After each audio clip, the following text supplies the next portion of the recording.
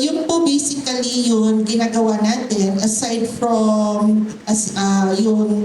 yung ginagawa rin po ni President, yung mga presidential visits po niya. Kasi ang number one salesman po talaga ng Philippines is the President. So para po sa BOI, yung mga presidential visits are also a good way to promote the Philippines as an investment location. So far po, from 2022 up to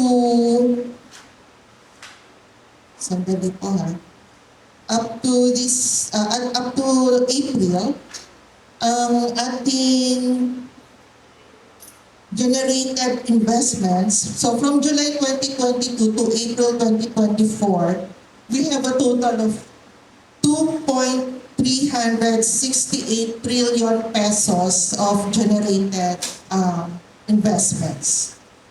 So that is comprising 587 projects with